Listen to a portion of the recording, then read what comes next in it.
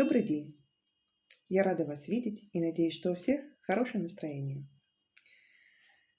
Мы, как и все, сидим дома, но нам не бывает скучно. Например, вчера мы всей семьей сделали вот такую вот поделку, открытку. Я думаю, что все сразу поняли, к какому празднику эта поделка. Конечно же, 12 апреля, День космонавтики. Именно 12 апреля 1961 года советский космонавт Юрий Алексеевич Гагарин впервые в истории человечества оказался в космосе и облетел нашу планету. Конечно же, это был огромный прорыв для всей космонавтики. С древних времен люди смотрели в небо, видели сияющие звезды, восхищались ими, и каждый дали какое-то красивое имя. Поэты в стихах рассказывали о красоте сияющих звезд, художники изображали на своих полотнах яркие созвездия, а композиторы сочиняли музыку и посвящали ее небу и звездам.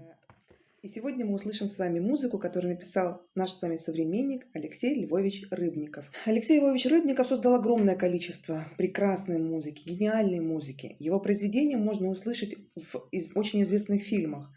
Я думаю, что все из вас смотрели «Приключения Буратино» или «Историю про Красную Шапочку».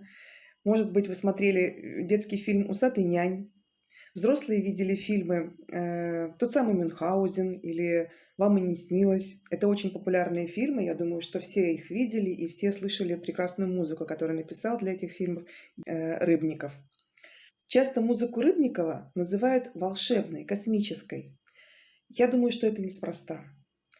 Потому что, например, когда я слышу его произведения, они мне кажутся такими же возвышенными и необъятными, как Вселенная, как космос. Ну и, конечно же, музыка Рыбникова украсила фильмы о космосе и его покорителях. Например, «Большое космическое путешествие», «Через тернии к звездам». А сегодня мы слышим с вами музыкальную тему из фильма «Сказка о звездном мальчике». Фильм этот был создан в 1984 году, и он рассказывает о том, как из космоса к нам на планету упала звезда. Так у нас на Земле появился звездный мальчик. Этот мальчик был очень умным, ловким, но, к сожалению, злым, холодным и жестоким. Его мама очень долгое время искала по Земле, а когда нашла, он ее очень сильно обидел и прогнал от себя.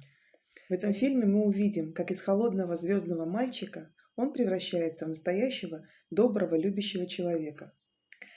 Я приглашаю вас сейчас вместе со мной послушать музыкальную тему из фильма «Сказка о звездном мальчике» и почувствовать, как благодаря гениальной музыке Алексея Рыбникова мы улетаем к далеким звездам и слышим их необыкновенные голоса.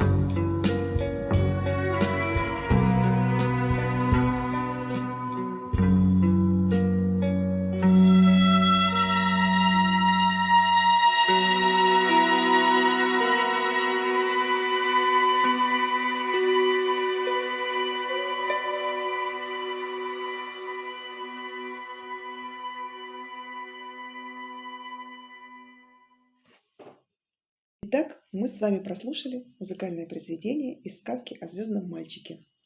Написал эту музыку, я напомню, композитор Алексей Рыбников. Как вы считаете, какое настроение хотел нам подарить композитор с помощью своей музыки? А что бы вам хотелось под нее сделать? Может быть, кто-то придумал танец. Какой танец? А кто-то захотел поиграть на музыкальных инструментах. Расскажите, какие музыкальные инструменты вы бы выбрали? Мне бы хотелось узнать, что вы представляли, слушая музыку Алексея Рыбникова. А что бы вы хотели нарисовать, слушая это произведение? Я благодарю вас за внимание. Всего вам доброго. Слушайте музыку.